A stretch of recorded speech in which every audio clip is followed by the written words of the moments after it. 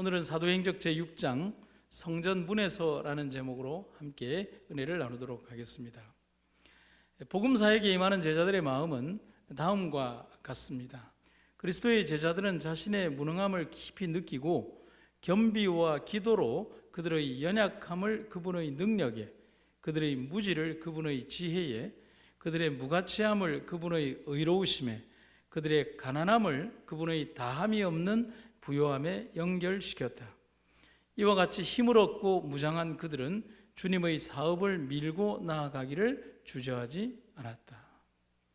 결국은 제자들은 무능하고 또 가치 없고 능력이 없는 존재들이었지만 우리들도 마찬가지죠. 하지만 그들이 영원하신 분과 연결이 되었을 때 그분의 능력과 은혜 가운데에서 무한하신 힘을 소지하고 나아갈 수 있다는 사실을 영감의 기별은 말해주고 있는 겁니다. 초기 교회의 복음 사역이 성공할 수밖에 없었던 이유를 설명하는 아주 중요한 구절입니다. 성령 강림이 있고 난 이후 얼마 지나지 않아서, 그리고 열렬한 기도의 시간을 보낸 직후 예배를 드리기 위해서 성전으로 올라가던 베드로와 요한은 성전 미문에서 나면서부터 질환을 가지고 태어난 한 안전뱅이를 만나게 됩니다. 예언의 시는 그의 나이를 구체적으로 거의 40여 세라는 기록을 하고 있습니다. 그런데 이 불행한 사람은 고침을 받고자 아주 오랫동안 예수님을 만나기를 소원을 했습니다. 하지만 그는 거의 가망이 없었고 또 위대하신 의원이신 예수님이 활동하시는 곳에서는 너무 멀리 떨어져서 살고 있었습니다. 마침내 그의 호소로 친구들이 그를 성전 문에 데려다 주었지만 그곳에 도착했을 때 그는 그의 소망의 중심이었던 예수님이 아주 잔인하게 처형당하셨다는 사실을 알게 되었습니다. 그는 그곳에서 할 수 있는 일이 없었습니다. 하지만 그는 매일매일 성전을 찾아왔고 또한 도움을 받은 사람들에 의해서, 그에게 도움을 주는 사람들에 의해서 그는 성전으로 출근을 하게 되었습니다. 그런데 그가 매일 성전으로 올 수 있었던 이유에 대해서 영감의 기별은 이렇게 설명을 하고 있습니다. 그의 실망은 그가 얼마나 오랫동안 예수에게 고침을 받고자 열렬히 고대했는지를 아는 사람들의 동정을 불러일으켰고 날마다 그들은 그를 성전으로 데려다 주었다 했습니다. 그의 염원과 그의 바램과 그의 고통과 그의 아픔을 주변의 사람들이 알았기 때문에 그를 성전으로 데려다 주었다는 것입니다. 고침을 받을 수는 없었지만 그는 그곳에서 구걸어가며 살게 됩니다. 매일매일 그런 삶을 살았고 그날도 역시 베드로와 요한이 지나갈 때에도 그는 그 사람들에게 동냥을 했고 자비를 적선해 주기를 간절히 원했습니다. 하지만 베드로와 요한은 그가 원하는 것을 가지고 있지 않았습니다. 그래서 베드로는 그에게 이렇게 얘기를 합니다. 우리를 봐라. 그가 저희에게 무엇을 얻을까 하여 바라보거늘 베드로가 가로되 은과 금은 내게 없다라고 말을 했습니다. 베드로가 아무것도 없다고 말하자 안전뱅이의 얼굴은 낙담의 빛으로 역력해졌습니다. 왜냐하면 사람이 그가 정말 원하는 것을 줄 수는 없었기에 사람에게 기댈 수 있는 은과 금 혹은 작은 동전을 그는 바랬기 때문입니다. 그러나 사도는 계속해서 이런 얘기를 합니다. 내게 있는 것으로 너에게 주노니 곧 나사렛 예수 그리스도의 이름으로 걸으라 하고 말을 합니다. 베드로와 요한은 은과 금은 없었습니다. 하지만 예수 그리스도의 능력과 함께 하시는 임재는 가지고 있었습니다. 오늘 그가 비록 가지고 있지 않은 것을 그에게 주는 것이 아니라 영원하신 능력의 주님을 그에게 보여주고 그 능력을 선사함으로 그가 진정으로 원하는 것을 주고자 하는 것입니다. 그런데 그가 그렇게 말할 때에 그의 얼굴이 희망으로 빛나기 시작했습니다. 사도행전 3장 7절과 8절입니다. 오른손을 잡아 일으키니 발과 발목이 곧 힘을 얻고 뛰어 서서 걸으며 그들과 함께 성전으로 들어가면서 걷기도 하고 뛰기도 하며 하나님을 찬송하니 모든 백성이 그 걷는 것과 하나님을 찬송함을 보고 그가 본래 성전 미문에 앉아 구걸하던 사람인 줄 알고 그에게 일어난 일로 인하여 심히 놀랍게 여기며 놀라니라. 주변의 사람들은 그가 어떤 사람인지를 너무나도 잘 알고 있었습니다. 매일 동전을 구걸하던 사람, 가난뱅이요, 안진뱅이였던 그 사람의 존재. 그런데 그가 뛰면서 그리고 달리면서 찬양하고 노래하는 격정적인 모습으로 하나님을 찬양하는 모습, 그에게 기적이 일어난 것입니다. 그런 그가 침묵할 수 있었겠습니까? 평생 40년 동안을 태어나면서 오로지 안전뱅이로서만 살아왔던 그에게 절망적인 삶을 살았던 그가 뛰고 걸을 수 있다는 사실은 그를 결코 이성적이거나 이지적인 사람으로 놔둘 수 없었던 것입니다. 그는 격렬하게 하나님을 찬양하게 되었습니다. 우린 여기에서 몇 가지를 생각하게 됩니다. 첫 번째는 하나님의 기별은 우리 사람들에게 침묵하지 않게 합니다. 40년의 고통이 끝난 사람은 베드로와 요한을 붙잡고 솔로몬의 행각에 함께 모이게 됩니다. 백성들이 놀랐어요. 그런데 그들의 놀람은 그 이적이 그들이 이전에 알았던 예수님의 이적과 같다는 사실에 놀랄 수밖에 없었습니다. 예수님께서 하셨던 그 이적을 하찮게 보였던 그 제자들이 오늘 다시 그들에게 보여주고 있기 때문인 것입니다. 놀라워하는 그들에게 사도는 분명하게 이 능력의 근원이 예수님에게서 왔다라고 선언하고 있습니다. 베드로는 이렇게 호소합니다. 그러므로 동포 여러분, 이제 회개하고 하나님께로 돌아오십시오. 그러면 하나님께서 여러분의 죄를 깨끗하게 씻어 주실 것이고 주께서 여러분을 새롭게 해주실 때가 올 것입니다. 뿐만 아니라 하나님께서는 여러분을 위해 미리 약속하셨던 그리스도이신 예수를 다시 보내주실 것입니다. 영감의 기별을 이어서 보겠습니다. 이와 같이 제자들은 그리스도의 부활을 전파하였다. 청중 가운데 많은 사람은 이러한 증언을 기다리고 있었으므로 그것을 듣자 그들은 믿게 되었다. 그리스도께서 하신 말씀이 그들의 마음에 떠올랐으며 그들은 복음을 받아들인 사람들의 대열에 섰다. 구주께서 뿌리신 씨는 싹이 나서 열매를 맺게 되었다. 그 청중들 가운데 많은 사람들이 이러한 기별을 기다리고 있었다는 것입니다. 우리의 눈에는 보이지 않고 또 우리는 결코 측정하거나 평가할 수 없었던 하나님께서 뿌리셨던 그 씨가 자라고 열매 맺는 과정이 있었다는 사실인 것입니다. 오늘 우리도 사람들의 변화를 알 수는 없습니다. 하지만 오늘 우리에게 주어진 과제는 우리가 그 결과를 판단하는 것이 아니라 주님께서 일하라 하신 곳에 일하고 뿌려야 할 때 뿌리며 하나님께서 명령하신 곳에 땀 흘려 일하는 것이 우리들의 일이라는 사실을 우리는 알아야 하는 것입니다. 그들이 예수님을 받아들이고 믿었다는 이 구절만큼 힘이 되는 구절은 없는 것입니다. 두 번째는 이러한 그들의 앞에 반대가 등장을 합니다. 우리가 생각할 것은 반대는 항상 존재한다는 것입니다. 그리고 사단과 대리자는 우리들의 기별 전파를 싫어한다는 것입니다. 성경 말씀입니다. 사도들이 백성에게 말할 때에 제사장들과 성전 맡은 자와 사두개인들이 이르러 예수 안에 죽은 자의 부활이 있다고 백성을 가르치고 전함을 싫어했다라고 기록하고 있습니다.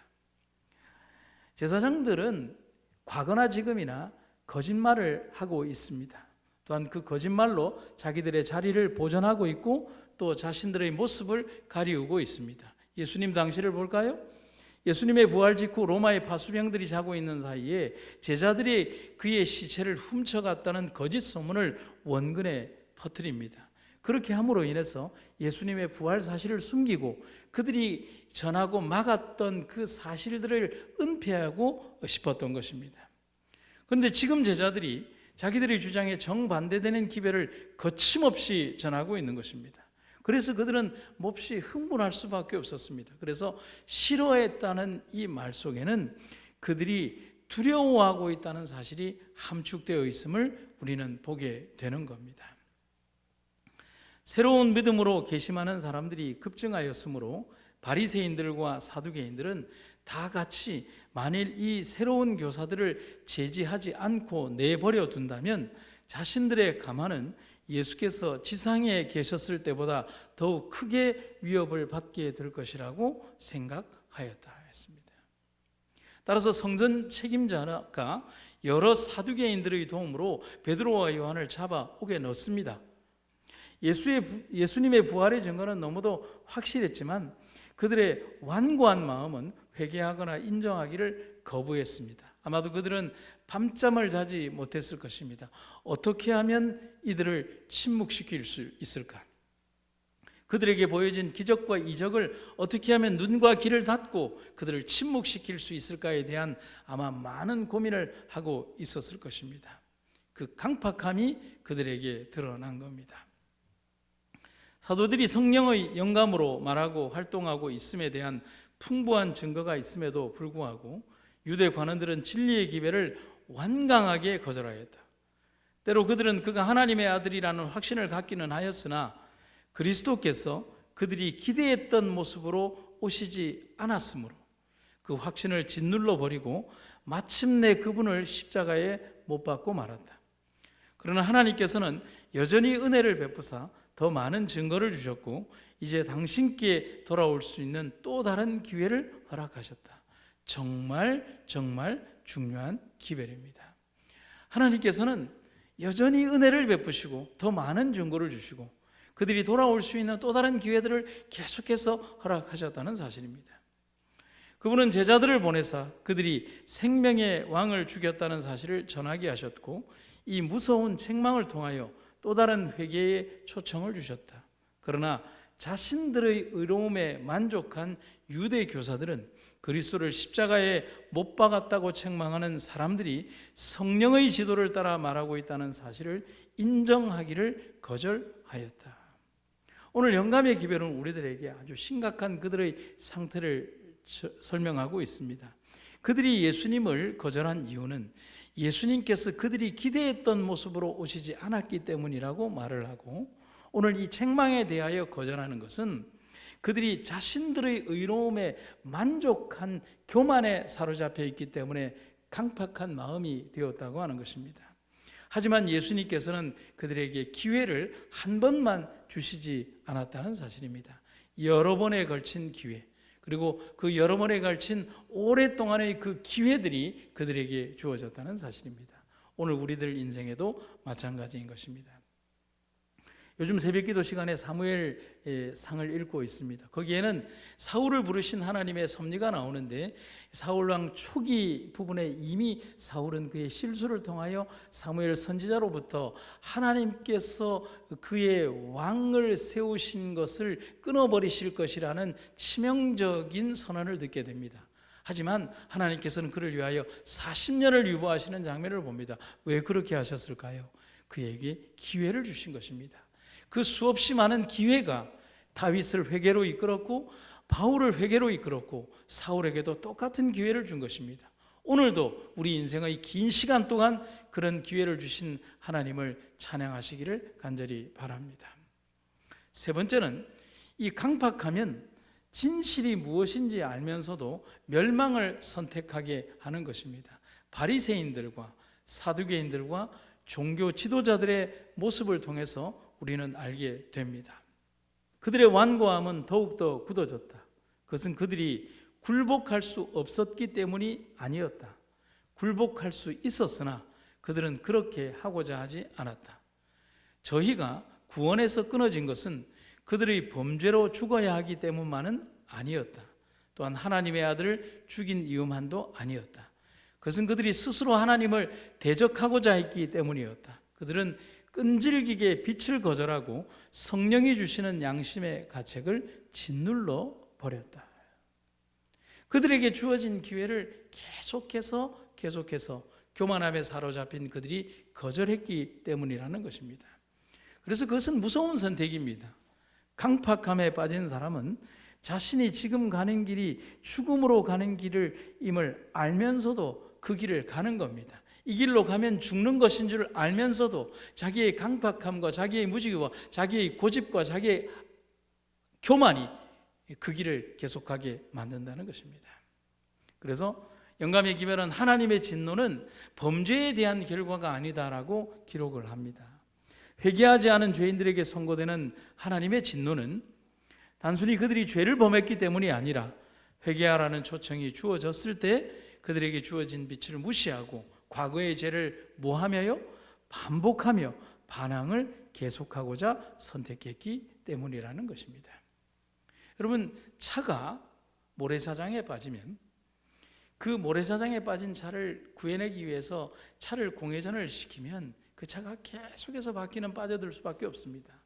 내가 구덩이에 빠졌음을 빨리 인정하고 도움을 요청하는 것만이 그 구덩이에서 빠져나올 수 있는 가장 크고 빠른 길이라는 사실을 우리는 잊어버린 채 자신의 힘과 자신의 노력과 자신의 행동과 그것이 모든 것을 해결할 수 있다라고 생각하는 것입니다.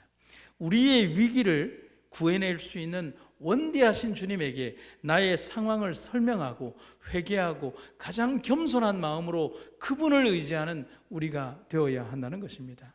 바리새인들과 종교 지도자들은 이 면에서 실패했다는 것입니다.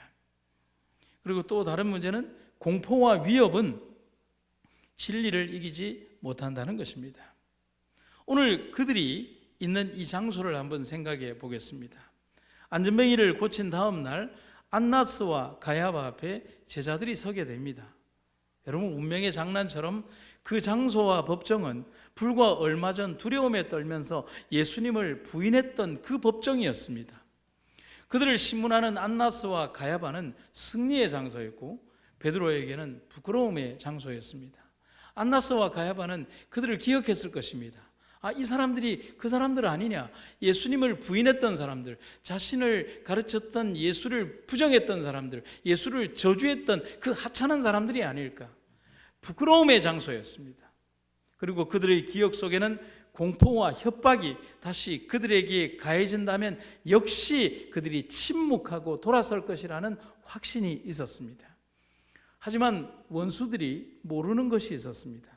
그들은 그대로였지만 베드로와 제자들이 그때의 그들이 아니었다는 사실을 말입니다.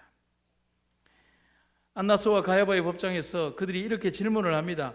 너희가 무슨 권세와 누구의 이름으로 이 일을 행했느냐? 그때 베드로는 이런 감동적인 대답을 합니다. 나는 여러분과 온 이스라엘 백성에게 분명히 말씀드릴 수 있습니다. 장애자였던 저 사람이 성한 몸으로 여러분 앞에 서게 된 것은 여러분이 십자가에 못 박은 그 사람, 곧 나사렛 예수의 이름과 그분의 능력으로 그렇게 된 것입니다. 여러분은 그분을 십자가에 못 박아 죽였지만 하나님께서는 죽었던 그분을 무덤에서 다시 살리셨습니다. 이분 예수께서는 집 짓는 자들이 쓸모없다고 버린 돌이었지만 마침내 집 모퉁이의 머릿돌이 되신 분입니다. 그러므로 그분 예수 그리스도의 이름이 아니고서는 어느 누구에게서도 구원을 받을 수 없습니다. 하늘 아래에 우리를 구원할 수 있는 이름은 오직 예수님 뿐입니다. 그 이름 밖에는 세상에 어떤 다른 이름도 인간에게 주어진 일이 없습니다. 아멘. 얼마나 담대하고 힘 있는 설교이자 간증일까요? 이 대담한 설교와 간증은 유대 지도자들의 간담을 서늘하게 만들었습니다. 얼마나 그 능력의 강함이 있었는지 성경은 이렇게 이야기를 합니다. 그들은 아무 교육도 받지 못한 베드로와 요한이 그처럼 확신 있게 말하는 것을 보고는 깜짝 놀랐다. 하지만 그럴 수 있는 것은 두 사람이 예수와 함께 지냈었기 때문이라는 것을 인정할 수밖에 없었다. 성도 여러분, 이들이 이렇게 담대함으로 변할 수 있었던 비결이 무엇일까요? 3년 반의 공생애 때문이었을까요? 물론 그것도 있겠지요. 하지만 예수님 떠나고 난 이후에 그들은 치명적인 죄에서 고민하고 고뇌하며 예수님을 뜨겁게 경험하는 경험에 있었습니다. 곧 하나님의 임재가 그들을 그렇게 만든 것입니다. 그들은 그분이 당신의 피의 공로를 하나님 앞에 나타내시고 당신의 당하신 손과 발을 당신의 구속하신 사람들을 위하여 지불하신 대가의 기념으로 보이실 것이라는 사실을 알았다. 이런 생각은 그들로 하여금 그분을 위하여 당하는 비난을 굳세게 참을 수 있게 하였다. 그분과의 연합은 그가 몸소 그들과 함께 계시던 때보다 지금 더욱 강하였다. 내재하시는 그리스도의 빛과 사랑과 능력이 그들을 통하여 비쳐나와 바라보는 사람들을 놀라게 하였다. 그들의 내면 속에 감출 수 없는 하나님의 능력의 영광의 강체가 그들의 입술과 그들의 말 속에서 드러났다는 사실인 것입니다. 아멘입니다. 근데 여러분, 사도행전 65페이지에는 너무나 놀라운 하나님의 기별이 이렇게 기록이 되어 있습니다. 그리스도께서는 베드로가 그분을 변호하기 위하여 한 말에 당신의 인을 치셨다. 이 말은 무엇을 말하는 것입니까? 예수님께서 바로 그 자리, 그 현장, 그 장소에 그들과 함께 계시다는 사실을 말하는 것입니다. 오늘 우리와도 함께, 분명히 함께 하실 것입니다. 기적과 그 결과가 함께 증언한다고 얘기를 합니다. 성도 여러분, 지금 그 법정에 고침받은 자가 함께 있었습니다. 무엇을 더 증명할 필요가 있었을까요? 제사장들과 관원들은 잠잠해질 수밖에 없었습니다. 안전뱅이를 고친 역사는 예루살렘 전체를 뒤흔드는 엄청난 역사의 시발점이 되고 말았습니다. 제사장들은 제자들을 죽이고 싶었지만 그럴 수 없었습니다. 그래서 명령합니다. 잠잠하라고요. 이 법정이 너희들에게 침묵할 것을 명령한다고요. 그들을 다시 산헤드린 앞에 소환해서 예수의 이름으로 말하거나 가르치지 말도록 그들은 명령합니다. 국가기관의 권력의 이름으로, 종교 지도자들의 이름으로 그들에게 명령하는 것입니다. 어떻게 해야 할까요? 1529년 독일의 제후들이 스바이얼스 의회에 모였을 때에 종교 자유를 제한하고 모든 교리들을 더 이상 보급시키는 것을 금지하는 황제의 칙령이 제출되었습니다. 세상의 희망이 꺾여지는 것처럼 보였습니다. 제후들이 이 칙령을 받아들여야 할까요? 아직도 흑암 중에 있는 군중들에게서 복음의 빛이 거두어져야 되는 아주 안타까운 시간이 되었습니다. 세상을 위한 중대한 문제들이 위기에 처해 있었습니다. 그런데 그때 개혁신앙을 받아들인 사람들은 함께 모여서 만장일치로 이런 결의를 합니다. 우리는 이 칙령을 거절하자. 양심 문제에 있어서 다수는 힘이 없다. 그렇게 결정을 합니다. 성도 여러분, 오늘날 우리에게도 이런 심각한 문제가 다가올 수 있습니다. 국가가 우리에게 혹은 종교 지도자들이 우리에게 침묵하라고 명령할 때 우리는 하나님의 거룩한 능력의 법 아래서 우리가 정정 하늘의 거룩한 능력과 함께 한다는 사실을 깨닫고 우리는 그 칙령을 거절하고 하나님의 말씀의 높은 기치를 전하는 여러분과 제가 되기를 간절히 바랍니다. 그처럼 베드로와 요한은 하나님 앞에서 너희의 말을 듣는 것이 하나님의 말씀을 듣는 것보다 옳은가 판단하라. 우리는 보고 들은 것을 말하지 아니할 수 없다라고 대답을 합니다. 백성들을 두려워한 제사장들과 관리들은 결국 권력을 가지고도 그들을 막지 못하고 풀어줄 수밖에 없었습니다. 성도 여러분, 이들이 이렇게 담대하게 말할 수 있었던 또 다른 이유를 성경은 우리들에게 말해주고 있습니다. 그들이 법정 앞에 섰을 때 또 다른 제자들과 믿음을 같이 했던 형제들은 그들과 함께 그 시간에 기도했다는 사실입니다. 베드로와 요한이 갇혀 있는 동안 유대인들의 악의를 알고 있는 다른 제자들은 그리스도께 나타내었던 그 잔인성을 그들이 또 반복하지는 않을까 염려해서 형제를 위하여 끊임없이 기도했습니다. 여러분, 우리도 그렇게 해야 합니다. 고난당하는 형제를 위하여 함께 기도하는 것입니다. 슬픔을 당한 형제를 위하여 함께 기도하는 것입니다. 핍박과 고난을 당하는 형제를 위하여 우리는 함께 기도하면서 이 모든 난제와 어려움들을 함께 풀어나가야 할 것입니다. 그 결과로 예수님의 제자들은 안전하게 나왔고 그들은 그 자리에서 또 다른 믿음의 기도를 드리게 되었다는 사실입니다. 믿음의 승리는 또 다른 열매를 가져온다는 사실입니다. 제자들은 봉사사업을 위해 더 큰 능력을 달라고 기도하였다. 왜냐하면 그들이 그리스도께서 지상에 계실 때에 당하셨던 것과 같은 단호한 반대를 만날 것을 안 까닭이었다. 그들이 믿음으로 연합기도를 하늘로 올리고 있는 동안 응답이 이르렀다. 그들이 모였던 장소가 흔들렸고 그들은 새롭게 성령으로 체험을 받았다. 그들은 용기가 충만하여 다시 예루살렘에 하나님의 말씀을 선포하기 위하여 나아갔다. 사도들이 큰 권능으로 주 예수의 부활을 증거하였고 하나님께서는 놀랍게 그들의 노력을 축복하셨다. 여러분, 사도행전에 있었던 성령 강림은 한 장면과 한 시간에만 국한된 것이 아니라 그들의 삶 전반에 이르러져 왔다는 사실을 우리는 감격적으로 목도하게 되는 것입니다. 우리도 역시 우리의 경험이 진실로 주님의 사역을 위하여 이런 일들을 행할 때 하나님께서 오늘 우리의 이 자리에 성령을 부어주실 것을 우리는 믿게 되기를 간절히 바랍니다. 우리는 인간이 세운 정부를 하나님이 임명하신 규범으로 인정하고 정당한 범위 안에서 거기에 순종하는 것을 거룩한 의무로 가르쳐야 한다. 그러나 그 요구가 하나님의 요구와 상치될 때에는 사람보다 하나님께 순종하여야 한다. 하나님의 말씀은 모든 인간의 법보다 높다는 것을 승인해야 한다. 여호와께서 이같이 말씀하시기를 이란 말을 교회가 이같이 말하기를 혹은 국가가 이렇게 말하기를 이라는 것 때문에 파기하지 말아야 한다. 그리스도의 면류관이 지상 군주의 왕관보다 더 높임을 받아야 한다. 성도 여러분, 우리는 지나온 몇 년의 시간 속에서 이러한 일들이 이미 벌어졌고 그러한 국가 권력과 종교의 힘으로 우리를 핍박했던 그 시간들을 기억을 합니다. 아마도 그 시간은 또다시 우리들에게 또 다른 형태와 더 강력한 모습으로 우리에게 다가올 것입니다. 하지만 교회가 이렇게 말한다, 국가가 이렇게 말한다라고 하는 그 말에 굴복하지 말기를 간절히 바랍니다. 우린 여기에 있는 것처럼 그리스도의 면류관이 지상 군주의 왕관보다 더 높임을 받아야 한다는 사실을 깨닫고 여호와께서 이렇게 말씀하셨다는 그 말로 우리의 모든 믿음의 기치를 올리게 되기를 간절히 바랍니다. 하나님께서 우리의 그 선택과 그 용기에 또 그 발걸음에 함께 하시게 될 것입니다. 마지막으로 한 구절을 읽겠습니다.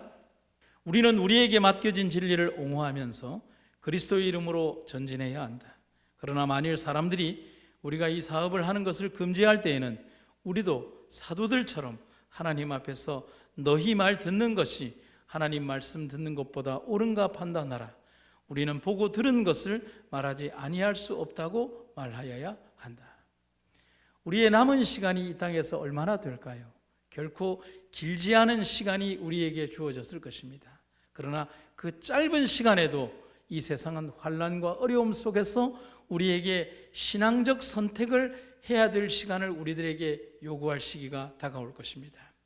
그때 우리는 진리를 옹호하며 맡겨진 진리를 옹호하면서 그리스도의 이름으로 끝까지 전진하는 여러분과 제가 되기를 간절히 바랍니다. 하나님께서 우리의 삶과 생애를 인도하실 것입니다. 그리고 우리는 분명히 승리하게 될 것입니다. 주님의 이름으로 우리 함께 나아갑시다. 말씀을 마치겠습니다. 사랑과 은혜가 충만하신 아버지 하나님, 오늘 우리를 이끌어 주신 하나님의 놀라우신 은혜와 사랑을 인하여 감사드립니다. 오늘 우리를 위하여 베푸신 그 놀랍고 아름다운 은혜가 우리와 함께하고 있음을 인하여 감사드리며 우리의 생애 가운데 온전히 주님을 믿고 따르는 귀한 생애가 되게 하여 주시옵소서. 하나님, 우리에게 다가오는 시험의 바람이 우리를 어떻게 하든지 간에 우리는 온전히 주님과 함께 생애하고 나아가는 우리가 되게 하여 주시옵소서. 성전 미문에 앉아있는 가난하고 연약한 사람들이 우리에게 도움을 요청할 그러한 시간도 다가올 것입니다. 우리에게 있는 것, 곧 나사렛 예수 그리스도의 이름의 능력을 그들에게 전파하는 우리들 되게 하여 주시옵소서. 오늘 우리가 주님의 쓰임을 받는 종들이 되게 하여 주시옵소서. 예수님 이름으로 기도드립니다. 아멘.